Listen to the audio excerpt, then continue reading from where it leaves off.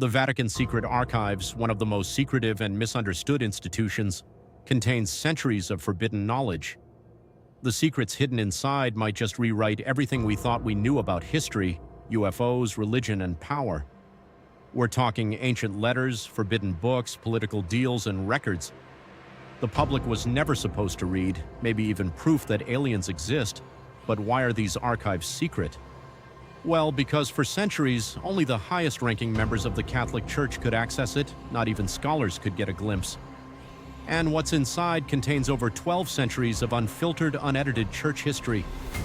One of the biggest controversies buried in the archives is about Pope Pius I, the Prince. While Hitler and Mussolini were spreading terror across Europe, Jewish families were being taken from their homes just miles from the Vatican, and the Pope said nothing. No public condemnations, no letters, no interventions, just silence. Critics argue he stood by as genocide unfolded on his doorstep. Others say he worked quietly behind the scenes to help. Historians hope the archives would clear it up once and for all, but so far what's been uncovered is just some evidence that the Pope did negotiate with Mussolini to protect the Church in exchange for his silence on racial laws and persecution. As for Hitler, the files are weirdly light. Someone really didn't want that story told, and then there's the wild alien connection. Some claim the Vatican had evidence of extraterrestrial life. There are rumors of ancient texts describing star beings, even speculation that the Pope has had secret communication with beings not from this world. There's also apparently information about the third secrets of Fatima in these archives. This prophecy is said to have been given to 3 kids in Portugal in 1917 by the Virgin Mary herself. 2 parts of the prophecy have been released, but the third is still up for debate. Some believe it's in the archives and predicts the end of the world or even the fall of the Catholic Church, and it doesn't end there. This sacred repository is also said to hold King Henry VIII's desperate letter begging the Pope to annul his marriage, and even a handwritten transcript of Galileo's trial for heresy, not to mention letters from Michelangelo complaining that he hadn't been paid for the Sistine Chapel. There's also apparently the excommunication stuff again. Martin Luther in 1521, and even a chilling note from Mary Queen of Scots, written as she waited for execution. You see, Vatican City might be the smallest country in the world, but its influence is huge, politically, spiritually, and historically.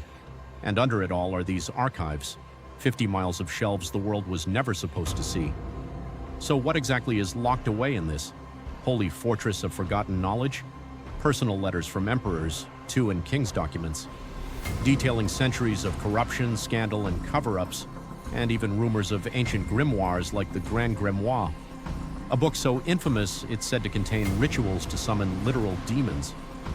And then there are the whispers about alien skulls or records that could question the very existence of Jesus Christ. It might sound insane, but it's not impossible. Even though these archives were open to the public in theory back in March 2020, that doesn't mean they're easy to access. Despite the change in name from secret to apostolic in 2019 under Pope Francis, because the latter was getting way too confusing, large parts of the archive are still very much off limits. You can't just walk in like it's a library. Even the most qualified historians have to go through all the bureaucratic mess, and even if you do make it in somehow, you can only request to see a few texts per day.